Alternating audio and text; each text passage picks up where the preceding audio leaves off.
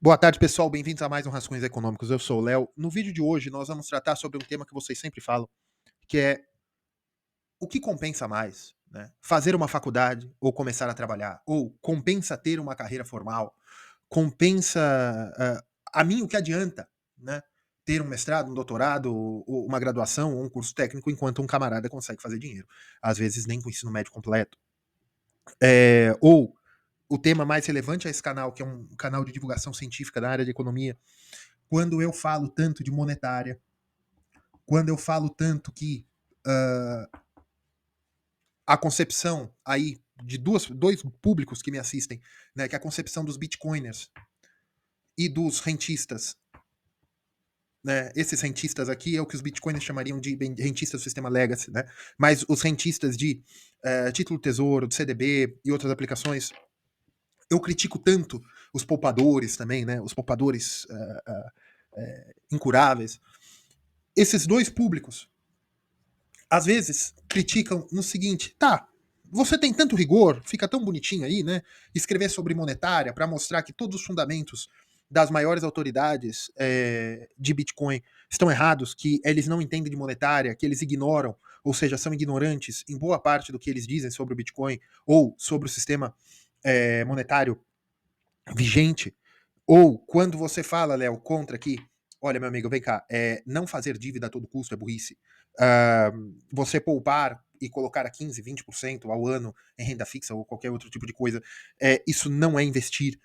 E quando eu trato por monetária ou por microeconomia contra ações correntes de educadores financeiros e de palpiteiros de Bitcoin, palpiteiros não, são educadores financeiros, são profissionais não regulamentados que trabalham com o mercado cripto, eles podem falar muito bem. Como, inclusive, me sigam em todas as redes sociais. Ontem arrumei muita briga com isso. Principalmente no Twitter, né, no X. Inclusive, uma grande autoridade, né, do sistema cripto, né, desse ecossistema de pessoas que ganham dinheiro indicando para outras pessoas utilizarem criptomoeda, muito dinheiro ou prestígio, né? Uma grande autoridade disso aí, que é inclusive um funcionário público, ele me marcou no Twitter do nada, porque eu estava brigando com outra pessoa. E essa autoridade, a quem dou nome aos bois, o senhor, o perito criminal do estado da Bahia, o senhor Renato Amoedo, ele pega, escreve um texto, que eu vou deixar aqui, tá? Como vocês podem ver aí, ele pega e fala assim, e vejam, que é do nada, não era nem da thread, né? Ele pega e fala assim, pelo que já vi dos seus posts, se você estudou, foram mentiras e mitos, como a defender índices estatais fraudados de inflação. O que se ensina em antroprogressistas não é economia de verdade. Tá muito mal escrito também. Esse negócio de você pregar ganho de bônus, não tem uma vírgula. Remuneração por venda do dinheiro alheio, criticando performance de seu próprio dinheiro, diz muita coisa sobre você. Não tem uma vírgula, hein? Toda corrupção advém da separação de controle e propriedade. Aí uma lição grátis de economia real. Que professor seu bateu performance líquida ou corrigida por risco de BTC nos últimos 4, 8 ou 12 anos? Onde está o seu retorno médio nos últimos 4,8 ou 12 anos? Quem não sabe fazer, não tem qualquer condição moral de ensinar e muito menos vender ou fazer remunerado para os outros. Bem, o que aconteceu dessa briga? Eu estava falando, primeiro de tudo, que há um artigo keynesiano, que não é que foi Keynes que escreveu, alguns acadêmicos resolveram aplicar teoria keynesiana para saber se o Bitcoin pode ser moeda ou não. E eu coloquei um post falando assim, olha, seria muito engraçado, porque os bitcoiners têm mania de chamar todo mundo que critica a monetária ou o entendimento que eles têm sobre a escola austríaca, eles têm mania de chamar todo mundo de keynesiano, né? E eu disse, seria muito engraçado, então, se eu colocasse aqui o artigo do Bitcoin, o artigo desses keynesianos, né, desses acadêmicos que utilizaram técnicas keynesianas, para dizer que o Bitcoin de fato é uma moeda. Tá? Ou seja, que o Bitcoin de fato é um ativo que pode valorizar. E seria muito engraçado ver agora Bitcoiner começar a defender Keynes ou adotar esse discurso porque no fim a maioria dos bitcoiners que falam no Twitter tem não é por ciência, da mesma forma aí que o próprio Renato Trindotão está falando, o discurso dele mostra o método, O importante não é a verdade, o importante não é o estudo, o importante não é a capacidade de análise pela teoria. O importante é a performance do dinheirinho. O importante é o rico dinheirinho de vocês. Então, o post era: se mesmo Keynes ou a aplicação da teoria keynesiana sobre o Bitcoin mostra que o Bitcoin é dinheiro, vocês vão começar a defender Keynes. Veio um monte de gente, aí veio um outro camarada aí e começou apenas veio muita gente falar, chora mais, não sei o que. Eu estava falando apenas de Keynes. E no que eu respondo o camarada fala que tem muito dinheiro, que enquanto eu fico falando de monetária, ele tem milhões de dólares em Bitcoin. Aí eu falei, parabéns, guarde bastante dinheiro, porque parece que é a única coisa que você sabe fazer. Tomara que suas relações sociais humanas também não sejam baseadas na única coisa que você baseia a sua vida, que é fazer dinheiro. Aí veio Renato 38 e escreve isso aí. Veja, tem um problema muito sério, que aí nós podemos analisar do ponto de vista do método, da metodologia da lógica, que é o seguinte, eu falo, a minha crítica é o seguinte, que Bitcoiner só pensa em dinheiro e instrumentaliza o que eles querem de teoria monetária e teoria micro para atrair mais usuários para o ecossistema cripto, para assim valorizar o ativo. Certo? Muito bem. O que a maior autoridade falante, da mídia falante de Bitcoin, o senhor perito criminal do estado da Bahia, Renato Amoedo, fala? Ele fala que eu não conseguiria refazer o rendimento do Bitcoin. Porque na resposta que eu dei ao outro sujeito, eu falei, veja, o que vocês estão comemorando de aumento monetário, de aumento em moeda fiat, né, de delta dólares pelo ativo, se você não colocou mais de 20, 30 mil dólares, um aumentozinho de 2 vezes não é um bônus de um bom macroeconomista que trabalha no sistema legacy. Eu não trabalho no sistema legacy. Eu falei o seguinte, que o que vocês estão comemorando aí, se vocês tinham 20 mil dólares em Bitcoin e o Bitcoin sobe o preço 2 vezes, ou seja, você conseguiu 20 mil de lucro. Né? Vamos chamar de lucro. Muito bem, conseguiu. Gente, 20 mil dólares de lucro para você esperar 12 meses, que não deu, que nos últimos 12 meses o Bitcoin não subiu 100%. 20 mil dólares, para você empatar 20 mil dólares, né? Ou seja, você colocou 20, vai tirar 40, então você teve 20 de lucro. Vocês sabem como é que funciona o sistema de bonificação para profissionais de finanças e profissionais de economia bem capacitados que trabalhem no sistema financeiro? Brasileiro, evidentemente que não, mas que trabalhem no sistema financeiro sério? Qual é o sistema de bonificação desse pessoal? Eles tiram isso aqui, de bônus. Eu falei isso. E aí o senhor perito criminal, acho que ele é doutor, né? O senhor perito criminal do estado da Bahia, veio falar isso. Falar, muito bem, quanto que você então consegue de bonificação? E você está se glorificando, né? Eu estou traduzindo as coisas porque está muito mal escrito dele. Você está se glorificando por conseguir. Eu não estou falando de mim. Senhor Renato 38, deixa eu falar uma coisa para você. O meu interesse em monetária, tá? E aqui eu incluo também um outro influenciador, só que agora do sistema Legacy. O meu interesse em análise monetária, seja para Bitcoin, seja para o que os Bitcoiners chamam de sistema Legacy, o meu interesse é na teoria monetária. O meu interesse não é em dinheiro. Eu não estou exposto a nada em Bitcoin ou a Legacy. Eu não estou exposto a nada a Bitcoin, não estou exposto a nada a Legacy. Por quê? Primeiro, eu tenho uma preferência temporal muito aversa ao que vocês pregam. Eu realmente acho que poupança é importante se você conseguir. Léo, e quando você se aposentar? Não se preocupa que eu não vou pedir dinheiro para você. Primeiro de tudo. E segundo, existe um negócio chamado propensão marginal ao consumo. Eu, sendo um profissional da área de economia e não morando no Brasil, eu entendo o seguinte: um camarada que tenha um emprego, coisa que eu não tenho, mas que tenha um emprego no sistema financeiro, que tá ganhando o seu dinheirinho ali, quanto que ele tem que reservar para manter ali no final? Então, isso aí se chama propensão marginal a consumir. Tá? E deterioração do dinheiro, desse monte de coisa. Só que a minha área de estudos e a proposta desse canal é divulgação científica. É monetária, é micro. É história econômica, economia política. Quando eu falo de Bitcoin, quando eu falo sistema Legacy, eu mostro coisa que vocês nunca pararam para pensar sobre o assunto. Por quê? Porque este canal é o único que está analisando o sistema Legacy, né? Título de dívida pública. Às vezes eu falo de CDB, às vezes eu falo de CDI, às vezes eu falo de Bitcoin. É o único que analisa estes ativos financeiros, especulativos ou não, do ponto de vista da teoria econômica. Mas enquanto você está falando teoria econômica, o Bitcoin continua voando. Parabéns pro Bitcoin, continua voando. Eu não tenho nada com isso. Eu não tenho nada com isso. E tomem cuidado, porque algumas das mesmas pessoas que falam que enquanto você fica estudando, vem lá e a outra pessoa vai lá e ganha dinheiro e trabalha, boa sorte com seus livrinhos, esse tipo de coisa. Essas mesmas pessoas aconselham que você faça isso, seja por palavras, seja por ações. Deixa eu contar uma coisa para vocês. O que ninguém te conta sobre você começar a investir, e eu vou bater nessa tecla novamente, é que é o seguinte: você precisa de um detalhe que se chama capital inicial. Não é a banda, tá? O que é isso? Para você entrar no Bitcoin, você precisa de capital inicial.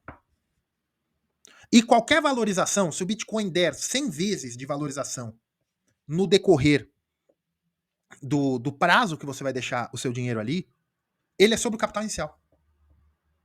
Ah, Léo, mas o importante é continuar aportando. Tá bom. Mas quando você vai fazer o aporte, tem as cristas, né? E ele deu 100 vezes da primeira vez que você aplicou, vamos supor.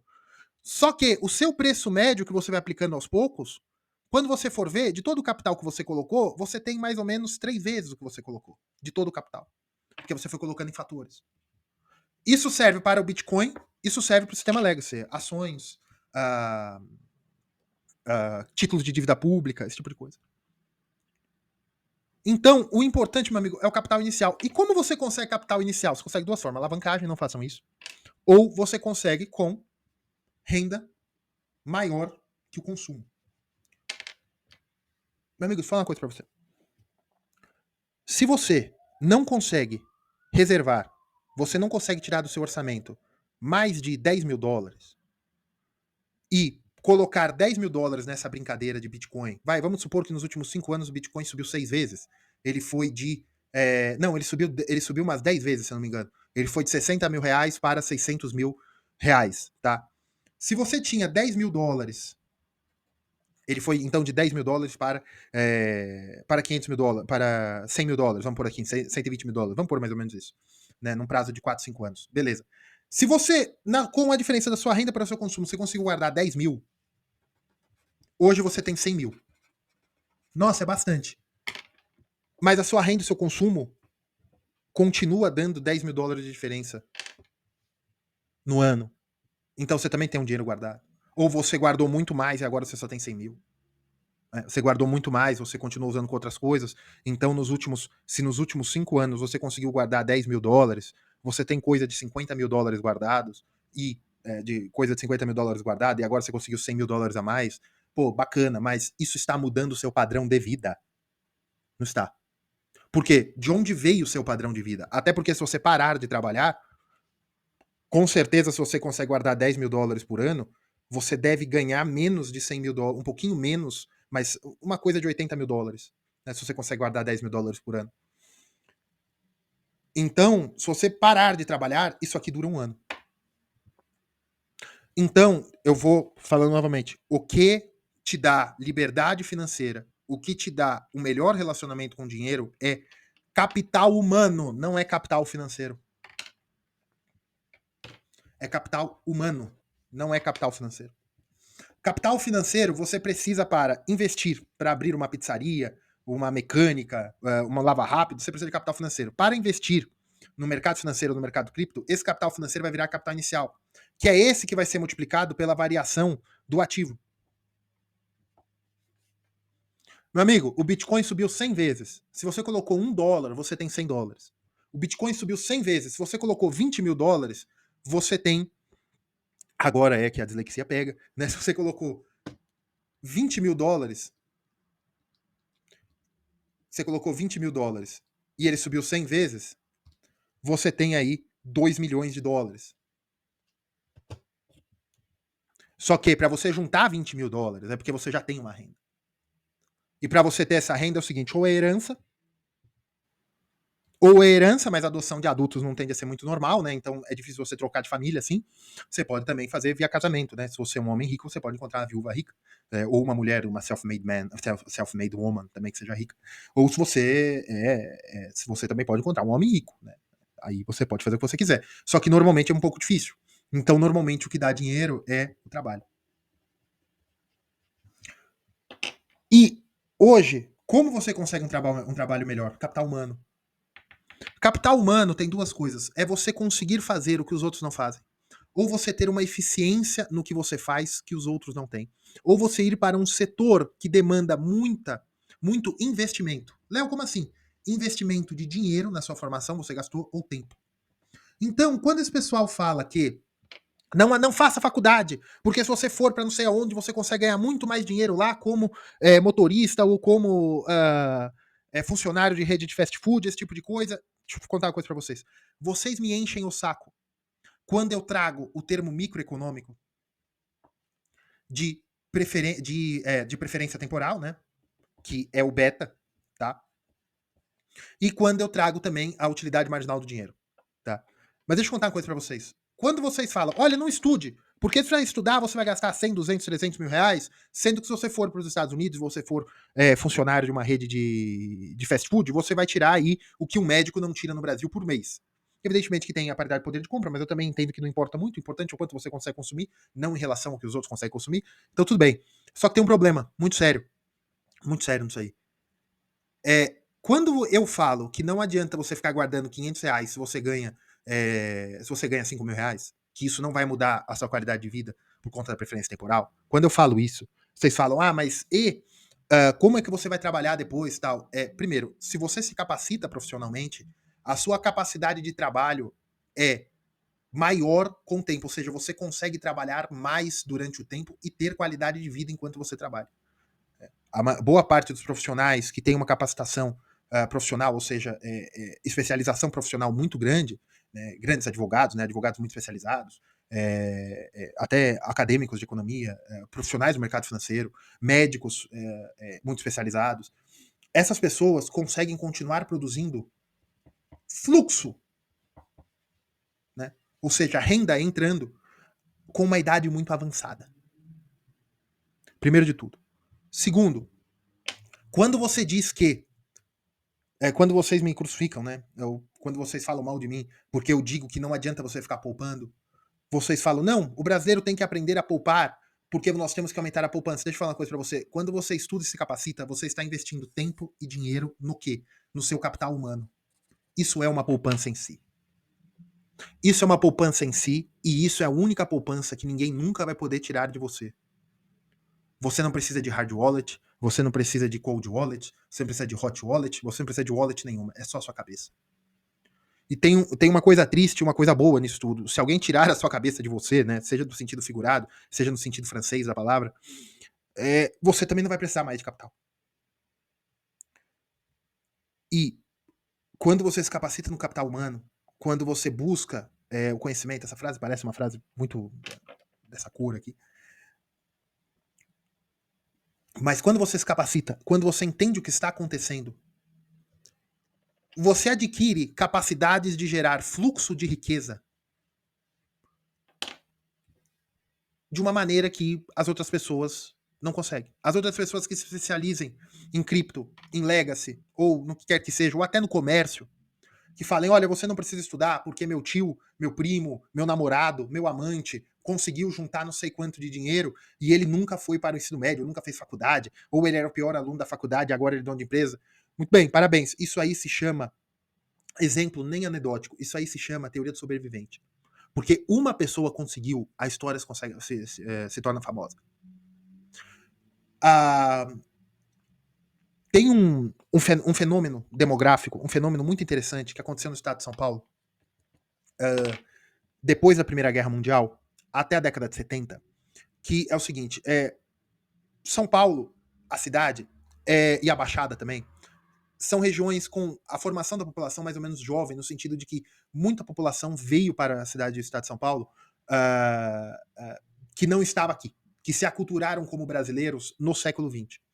Essas pessoas, a maioria são descendentes de vítimas de genocídios e perseguições, guerras civis e perseguições religiosas na Europa. Italianos, judeus, alemães também, né, mas um pouco antes da unificação alemã, espanhóis, portugueses expulsos não não por Salazar, mas pelas consequências das guerras coloniais, muitos portugueses que vieram de África e de Índia por conta do fim do Estado português salazarista. E essas pessoas têm uma história em comum. Armênios, árabes, gregos, judeus, que vieram do fim do Império Otomano, seja por genocídio, seja por perseguição dos gregos, genocídio dos gregos, dos armênios e dos assírios, também vieram muitos assírios, muitos comparados ao tamanho da comunidade assíria, né?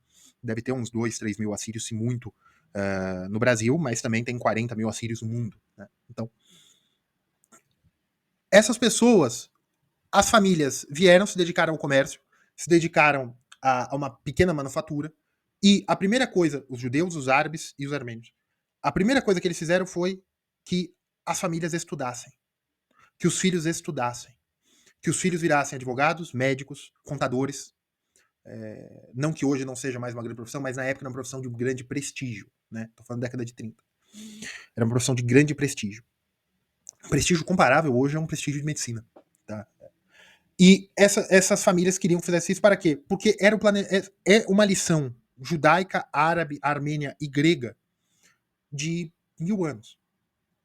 A primeira geração que chega num lugar consegue o mínimo, que é a manutenção do padrão de vida, e a segunda geração tem que estudar. Tem que estudar para capacitar o capital. Lógico que eles não pensavam nesse termo, mas capacitar o capital humano. Vocês adoram historinhas de sucesso? Todas as famílias de sucesso do estado de São Paulo têm isso. Os novos ricos brasileiros hoje, né? Não, nunca estudei, que eu já fui pro comércio, isso, aquilo, beleza. Eles ficaram ricos no comércio, mas as famílias mais influentes do estado de São Paulo, né, os quatrocentões, né, e depois descendentes de árabes, judeus, italianos, e armênios e libaneses, dos árabes, foi nisso. Aplicação do capital humano. Por quê? Quando você estuda e se capacita, isso é bom economicamente. Por quê? Porque primeiro que você tem um fluxo de riqueza. Você não tem um estoque, você tem um fluxo. O problema do estoque é que ele acaba. Um camarada que tem 2, 3 milhões de dólares em moedinha, ele tem um grande estoque de dinheiro, mas ele nunca vai conseguir começar a gastar como uma classe média dos Estados Unidos. Léo, como assim? Não vai. Por quê? Porque uma classe média dos Estados Unidos tem um estoque equivalente a 2, 3 milhões de dólares. Uma casa mais 2, 3 carros, porque são 4, 5 pessoas. Eles têm muitas joias, tem isso, tem aquilo, computadores, todo. Se ele quiser, ele não vai conseguir. Por quê? Porque uma classe média dos Estados Unidos tem fluxo. Léo, mas não é por estudo, é por trabalho. Tudo bem, mas a formação dos americanos também, que vocês não percebem, poucos americanos têm formação específica no sentido de poder fazer alguma coisa. A maioria é formado em literatura inglesa, tem outros que é em artes, tem outro que é em moda, e eles não trabalham com essas áreas. Por quê? Porque universidade e formação acadêmica não é para você exercer uma arte ou uma arte intelectual. É para você saber pensar. É para você saber compreender o mundo. Você primeiro desenvolve quem você é e você desenvolve através de quê? De exemplos acadêmicos de pessoas que já trilharam esse caminho. Então esse negócio, não, devo fazer faculdade ou devo estudar? Porque tem um monte de engenheiro que é o Uber. Amigo, o problema é o seguinte: às vezes o camarada vira engenheiro por ser Uber por uma condição da vida. Você e sua circunstância. Às vezes ele levou. Eu conheci uma vez um Uber que estava reclamando que ele levou um calote numa empresa que ele tinha e ele teve que virar Uber, porque é a única coisa que sobrou. Mas tudo bem. Às vezes é circunstância da vida, às vezes é circunstância econômica mesmo. Mas é o seguinte: vocês não conhecem histórias de várias pessoas que, mesmo tendo pouco dinheiro, elas vivem numa vida melhor do que, por exemplo, a vida de Otto Maria Carpo. Otto Maria Karpo sai da Áustria, perseguido pelo regime alemão, né, que eu não vou falar por causa do meu vídeo, perseguido pelo regime alemão, chega em São Paulo, acho que foi no Rio de Janeiro, mas chega no Brasil, uma mão na frente, outra atrás, mas com uma carta de recomendação de um intelectual austríaco. Nisso ele consegue um empreguinho numa redação, é um dinheiro suficiente para ele manter a família, ele faz um contato intelectual profissional dentro do jornalismo, ele consegue produzir alguma coisa, nunca ficou milionário na vida, mas viveu bem. Teve problemas políticos, evidentemente, né? Mas viveu bem. Mises, a mesma coisa. Mises sai da Áustria, perseguido, agora não lembro o período que ele saiu, mas eu não sei se foi antes da anexação ou depois da anexação da Áustria. Ele sai de lá, vai para os Estados Unidos, nunca conseguiu fazer dinheiro nos Estados Unidos, morreu numa condição não pobre, mas simples, classe média, mas é Mises. Até hoje. Falo novamente. Você tem uma série de pessoas que saíram da devastação da Primeira e da Segunda Guerra Mundial, se tornaram imigrantes na América, nos Estados Unidos, Brasil, Argentina, e os descendentes hoje vivem melhores do que as pessoas que vivem em torno deles e eram nativos daquela região. Nativo no sentido de que estavam aqui nas Américas mais gerações. Estou falando de nativo americanos. Como isso é possível? Por conta de uma perseguição de um caminho intelectual. Mesmo que seja apenas para a qualificação trabalho. Por quê? Porque isso gera também relações humanas. Porque, veja, não sei se vocês já foram em eventos que tem pessoas muito ricas, que junta algum intelectual, alguma coisa para dar uma palestra motivacional, porque você também tem um grande problema quando você só ganha dinheiro e você não desenvolve a sua cabeça. Se chama culpa burguesa. Você começa a fazer besteira, porque você percebe que você não deveria ter o dinheiro que você tem. Então, os burgueses sempre, né, os novos ricos, sempre começam o que fizeram dinheiro com fazem dinheiro com ações, ou fazem dinheiro com comércio, ou agora fazem dinheiro com criptomoeda, ou ainda novos ricos que vêm de uma área criminal, né, uma área com um dinheiro não tão limpo assim, né? E eles não desenvolvem intelecto, eles começam a chamar gurus, ou começam a chamar intelectuais de verdade para fazer palestras, esse tipo de coisa. Você tem meia dúzia de pessoas milionárias, algumas até bilionárias, que ficam prestando atenção em intelectuais. Em pessoas que às vezes não têm um centavo no bolso, mas vivem bem. Por quê? Porque isso é verdade, gente. Existem 3 tipos de pessoas numa hierarquia. Platão disse isso. E depois, aí você vai, toda a escola perennialista vai por esse canto também. Se você for também, a tradição cristã vai por esse ponto também, né? A tradição católica, a tradição ortodoxa também vai por isso. Se você pega também, alguns idealistas alemães também vão por isso. Né? O problema é que o liberalismo tenta acabar com isso, que vocês já vão entender por quê. No topo você tem o clero, ou seja, os intelectuais. Clero, na Idade Média, não era apenas quem era padre, bispo, não. Era todo mundo que se dedicava ao conhecimento. Tá? E você tem os guerreiros, que são os nobres, os policiais, os integrantes das Forças Armadas, esse tipo de coisa. São as pessoas que são das profissões das armas. São as pessoas que estabelecem a ordem. Tá? São as pessoas que resolvem problemas. São as pessoas que buscam a justiça e a honra. Os intelectuais são as pessoas que buscam a verdade. E na base da pirâmide, os que trabalham. Aqui nós temos burgueses, nós temos camponeses, nós temos as pessoas que vivem para fazer dinheiro. Eu já fiz um vídeo, a dinâmica do poder na sociedade. O poder intelectual é o que orienta o poder físico, e o poder físico é o que permite que o poder econômico seja desempenhado. Você pode comprar uma pessoa, dar favores a alguma pessoa, você pode convencer alguma pessoa com uma oferta melhor de trabalho, porque você tem um poder físico, um poder coercitivo, ou um poder, podemos dizer fraternal, nós podemos até falar em relações tribais, né? Que diz, não, isso aqui pode, isso aqui não pode, você pode tentar convencer, mas você não pode forçar a pessoa. Isso são os guerreiros. E os guerreiros só têm essa noção de honra dada pelos intelectuais. Então, pela culpa burguesa e pelo mundo liberal hoje, se só pensar em dinheiro, sempre que alguém começa a ganhar dinheiro, ele sempre vai ter. Sempre. Isso é verdade. Sempre. Ou ele vai ter um líder religioso que vai dar os conselhos para ele. E aqui nos líderes religiosos você tem a maioria, eu vou falar do ambiente que eu conheço. Boa parte dos líderes religiosos são tudo picaretas, ou das pessoas que dizem que são líderes religiosos. Mas os 2 ou 3 que são a exceção mostram que de fato tem alguma coisa divina naquilo ali, tá? E aqui sempre tem um líder religioso, sempre tem alguém por trás de um burguês para falar para o burguês o que ele deveria fazer. Porque você pode ter um líder religioso, você pode ter realmente um filósofo, você pode ter um intelectual, você pode ter um conselheiro, uma pessoa que tenta colocar a ordem e falar: olha, você deve fazer isso, deve fazer aquilo. Você deve orientar sua vida assim, assado, tal. Um médico, um analista, ou um religioso, ou de outras profissões, um astrólogo, um tarólogo, né? E assim vai, que aí já não é do ponto de vista científico, mas são pessoas que têm uma liderança ou intelectual ou clériga, né, em cima daquela pessoa. E você tem os guerreiros. E os guerreiros deveriam receber orientações. Nossa, escrever com a tampa é difícil. Deveriam receber as orientações dos intelectuais.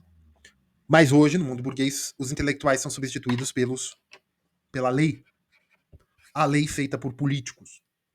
E os guerreiros, né, que a força é o aparelho repressivo do Estado, é orientado pela lei. E a lei é formulada pelos que buscam dinheiro. Você vê porque o mundo moderno funciona. E quando você começa a perseguir apenas a formação de dinheiro, formação de dinheiro, formação de dinheiro, ao ponto de não se importar com a base teórica monetária, com a base teórica micro, eu estou falando do ponto de vista de investimento em ativos especulativos ou aplicações financeiras, uma hora ou outra, a realidade vai bater a porta. Uma hora ou outra, o que os intelectuais, ou o que os acadêmicos, ou o que os analistas de macroeconomia ou finanças estão vendo realmente com a teoria econômica e sem segundas intenções, ou seja, sem conflito de interesses. Acadêmicos que não ganham nada se o Bitcoin subir ou se o Bitcoin cair, não ganham nada se a taxa de juros subir, se a taxa de juros cair, eles não ganham nada com isso. É apenas o conhecimento. Uma hora ou outra, a verdade se impõe. E quando isso acontece, eles falam: é o Black Swan, é o cisne negro, ninguém poderia imaginar. Ou seja, mesmo se você for um utilitarista que só pensa em dinheiro, é uma boa ideia ouvir os intelectuais. É uma boa ideia ouvir os analistas. Analista não do mercado financeiro, mas as pessoas que analisam, os estudiosos, vamos dizer assim. Porque o mercado financeiro, seja de cripto, seja de sistema legacy, eles se baseiam em modelos que são cacofonias de microeconomia, macroeconomia, as finanças realmente, a engenharia financeira, né, das academias de finanças. São cacofonias, são simplificações para que os profissionais consigam fazer dinheiro. Então, por que é importante estudar economia em vez de fazer dinheiro? Para você saber o que você está fazendo. E porque é o seguinte, se você não tem capital inicial, se você não tem herança, se você não tem um FGTS gordo, se você não tem um dinheiro certo como funcionário público, em que você pode pegar, se alavancar, não façam isso, mas você pode se alavancar para investir no mercado financeiro ou no mercado de criptoativos, se você não tem isso, a única coisa que você pode fazer é fluxo. A única coisa que você pode fazer é fluxo. É você se capacitar para que, em um tempo, Deus queira, né? Porque você, eu já falei uma vez, mas falo de novo, para você ter sucesso na sua carreira, você precisa de duas coisas. Você precisa de capacitação, ou seja, você precisa de mérito, e você precisa de networking, você precisa de contatos humanos, você precisa de indicação, você precisa de o que minha mãe chama de QI, né? Quem indica, né? Você precisa de networking.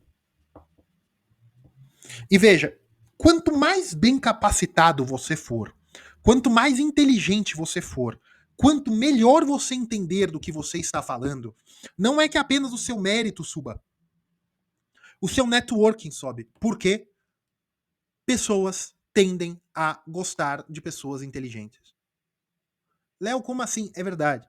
Pessoas inteligentes chamam atenção. E a inteligência que mais chama atenção é a natural, que você não precisa ficar forçando.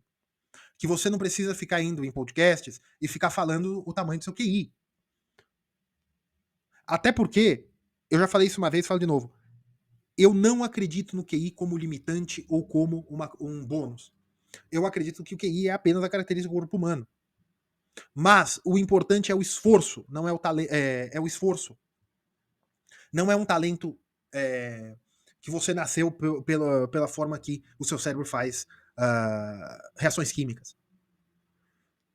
O que torna você totalmente incompatível à vida intelectual, totalmente incompatível aos estudos sérios, incompatível à universidade, incompatível à capacitação profissional, ou uma capacitação acadêmica, ou apenas sentar o seu lindo traseiro numa cadeira e começar a estudar, sem precisar fazer faculdade, mas saber o que você está fazendo.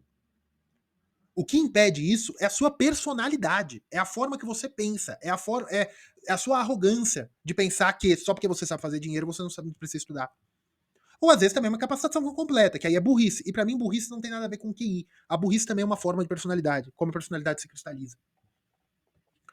E o seu mérito, às vezes a pessoa, você vê que a pessoa é um pouco limitada. Você conhece pessoas assim. Mas são pessoas limitadas que tentam, são pessoas limitadas que são gentle, têm bom relacionamento humano, são pessoas educadas, são pessoas que tentam, são pessoas que perguntam, são pessoas que se esforçam. E isso também gera networking. Você fala, ó, aquela pessoa ali, ela não é um gênio, mas ela dá conta do recado. Então ela vai criando networking. E você pode ter networking no Brasil por apadrinhamento, esse tipo de coisa. Quanto maior o seu mérito, menos networking você precisa, ou você gera o seu próprio networking, suas conexões. Quanto mais networking você tem, menos mérito você precisa. Mas você pode queimar seu networking. Então, nesse vídeo, eu tratei de economia comportamental, microeconomia e uma coisa muito importante: estudar, pensar, saber o que está acontecendo no seu mundo em torno, ou o Aristóteles dizia o homem é um animal racional. Você saber o que está acontecendo não vai te salvar. Nós não somos gnósticos nesse canal. Não existe um conhecimento que vai te libertar, seja ele um conhecimento de programação, seja ele um conhecimento de como vender títulos com precificação a mercado, seja ele como trazer mercadorias da China para revender no Brasil, seja ele como guardar dinheiro, como guardar moedinhas que todo mundo jura que é dinheiro num pendrive, ninguém nunca vai descobrir. Isso não vai te salvar. Nada disso vai te salvar. Nem o conhecimento vai te salvar. Só que o conhecimento, você saber o que está acontecendo, não é você também saber ler Mises. Você saber o que está acontecendo é você ter uma capacidade humana de literatura, é uma capacidade humana de exemplos passados, uma capacidade humana também de você saber fazer leituras de situações, de você ter paciência, de você ter um horizonte de consciência, falando em terminologia platônica, porque é a única que eu consigo para esse tipo de coisa, porque as outras terminologias parecem muito nova era, né? Mas você ter um entendimento de como as coisas funcionam, é você ter um entendimento do seu lugar na sociedade, para você saber se portar no emprego. Veja, às vezes você pode ser um gênio trabalhando como num telemarketing. Uma hora alguém vai te notar. E você pode ir subindo, você pode virar gerente de telemarketing. Você pode até virar ali uma outra profissão, mas ainda que todo mundo vai considerar baixo. Ué, mas esse cara é um gênio, mas ele tem uma profissão que não tem tanto prestígio social.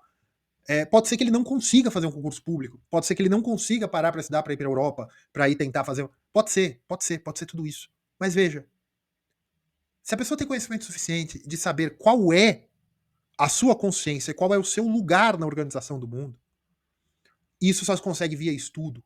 Isso se chama paz de espírito. Não é uma paz de espírito via educação. Não é uma paz de espírito via conhecimento.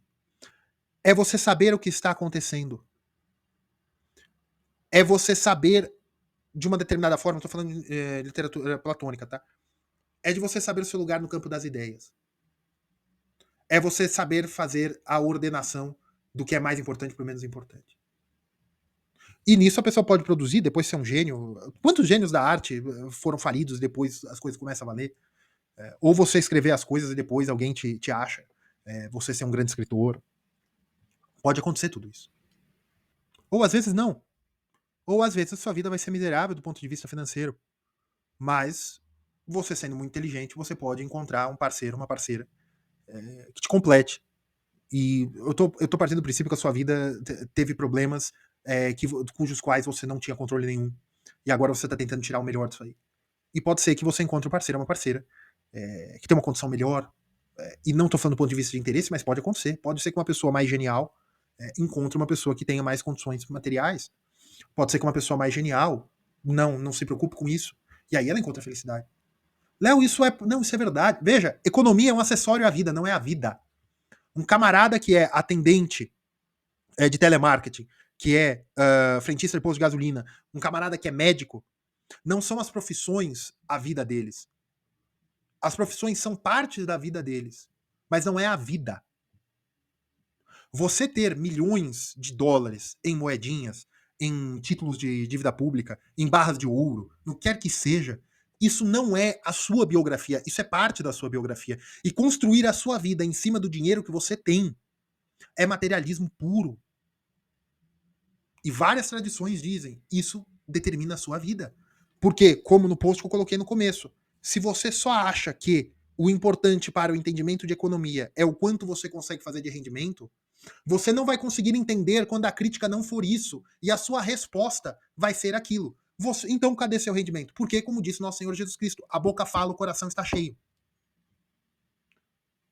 Se você só se preocupa com o rendimento do seu dinheirinho, de delta de performance, de ROI e o caramba, é porque tudo para você é dinheiro. Tudo para você é. Todas as classificações da vida humana é dinheiro. Tudo é monetário, tudo é pecúnia. A sua única utilidade é o valor troca. Nada tem uso.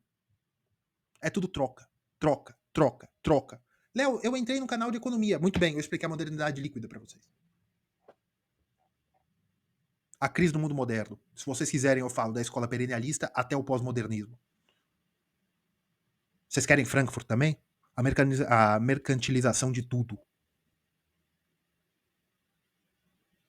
Tudo é mercadoria, tudo é mercâncio. Vocês querem a tradução anelística? Mercúrio venceu. Hermes passa pelo Olimpo. É tudo hermêutico. É tudo mercantil. Se esvaziou. Ninguém tá nem aí mais para o conhecimento. Por quê? Porque o conhecimento não pode ser mercantilizado. Porque a criação do gênio humano é oprimido desde cima. Porque como você cuida de uma pirâmide em que a base é que você inverta, você tem mais intelectual que trabalhador.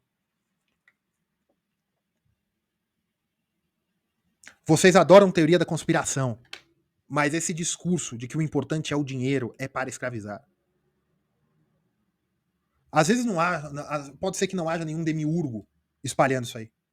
Pode ser a própria reprodução material do modo de produção capitalista, né? Vamos entrar em Marx, então. Saibam explicar as coisas. Não sejam papagaios. Saibam o que vocês estão falando. Se vocês quiserem me ofender, se vocês quiserem falar alguma coisa, não falem de dinheiro. Até que vocês não sabem quanto eu tenho. Nem eu sei, tá, Receita Federal? Vocês não sabem quanto eu tenho. Não falem de dinheiro. Vocês querem me ofender? Uma coisa que eu fico pé da vida. Achem a teoria monetária que eu tô errado e vambora. Falem no que da teoria monetária que eu tô errado. Se eu for falar de econometria, não me venha com análise gráfica. Tô falando de econometria. Dinheiro é uma coisa importante e ele compra algumas coisas. Quando ele vem, ele resolve alguns problemas, depois cria outros. Eu não estou falando para vocês não procurarem o dinheiro. Eu estou falando o seguinte: dinheiro é quanto mais. Qualquer coisa que você torna o seu objetivo, mais ela foge de você. Qualquer coisa. Procurem as primeiras coisas primeiro. Não sejam papagaios. Não chamem monetaristas neoclássicos de keynesianos. Não respondam uma crítica sobre pensar apenas em dinheiro perguntando o quanto de dinheiro o crítico fez. Não respondam uma crítica dizendo que tal pessoa é agressiva falando, ameaçando a pessoa agressivamente. Por quê? Porque isso pode ser que a sua plateia bata palma, mas isso é animalesco. Léo, por que animalesco? Porque hienas riem diante da face do verdadeiro rei da selva. Papagaios falam coisas sem saber e irritam. Crianças, né, que é no melhor dos termos, né, porque aí não estou falando de crianças. Crianças é quando a criança pergunta para você: ah, tem tal coisa? Você fala: não, não tem. Ela fala: tem sim. Dá raiva. Por quê? Porque a criança está me enchendo o saco. Mas é uma criança, você não pode fazer nada. Não sejam crianças, não sejam animais. Sejam homens e adultos, homens adultos, sejam mulheres adultas. Se você quer falar de alguma coisa, estude o que você está falando. Porque por mais que a sua plateia bata palma, isso é ridículo. Léo, devo fazer faculdade ou devo estudar ou devo trabalhar? Procure o que te dá mais rapidamente uma carreira formal, que pode aumentar o seu capital humano e que você possa ter mais dinheiro de renda para amanhã estudar outra coisa ou montar uma empresa em cima desse capital humano. Por que não? Às vezes uma carteira de motorista para você ser carreteiro, para você ser caminhoneiro de estrada, isso dá um certo dinheiro comparado com outras profissões pelo grau de investimento, dá. E com o tempo, você vai ter muito tempo livre, você pode estudar alguma coisa, assistir videoaulas, interaça no conhecimento. Também tem uma linha de tradução aí, não leia tanto, né? Explore o mundo de outras maneiras. Pode, cresça, se desenvolva. E se desenvolvendo, você pode dar algum fruto além de dinheiro. Tá? Pessoal, curtam, compartilhem. Fiquem com Deus.